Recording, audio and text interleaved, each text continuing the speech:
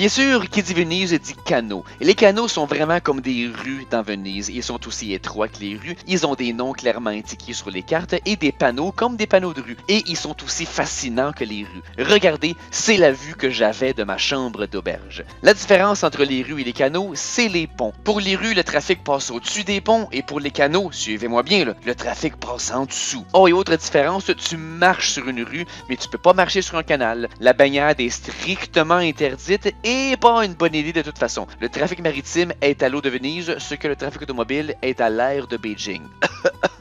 D'ailleurs, quand vous voyez des belles images de Venise à l'eau cristalline et turquoise, Photoshop. L'eau est verte.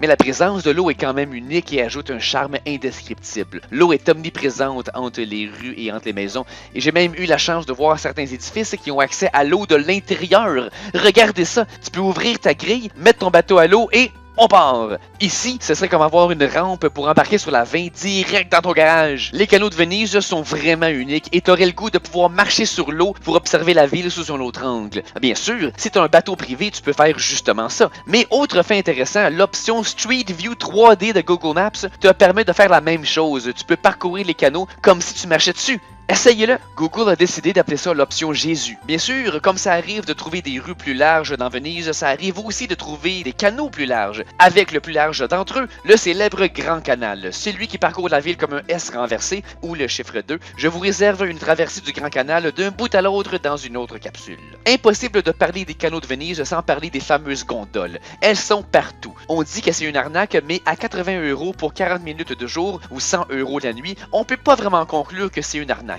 C'est plus le prix de 2 arnaques.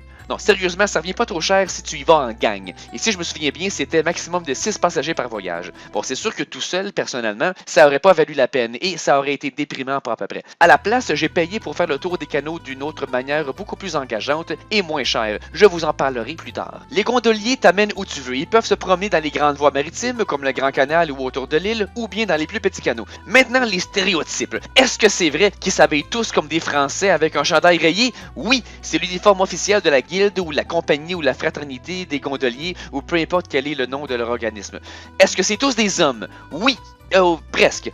Voici le cas de Alex High, la seule gondolière en existence, mais Alex a fait son coming out en 2017 comme transgenre. C'est donc officiellement un homme lui aussi. Sa carrière de gondolier s'est déroulée dans la controverse. Je me demandais si j'allais avoir l'honneur de le rencontrer. D'ailleurs, je me demandais s'il avait fait son coming out l'année de mon voyage, justement en apprenant que je venais à Venise, mais non, je l'ai pas vu. Autre stéréotype, les gondoliers chantent-ils à tue-tête « Oh sole mio » Non, ils sont par contre très bavards, comme des chauffeurs de taxi mais avec du charme. Même quand t'es pas un de leurs passagers, ils peuvent t'interpeller et te faire un commentaire comique. Il y en a un qui a vu mes souliers pointus et il m'a dit que j'étais un elfe. À chaque coin du canal, pour annoncer leur présence à tout trafic qui pourrait s'en venir de l'autre bord du coin, ils lâchent un cri. Hey!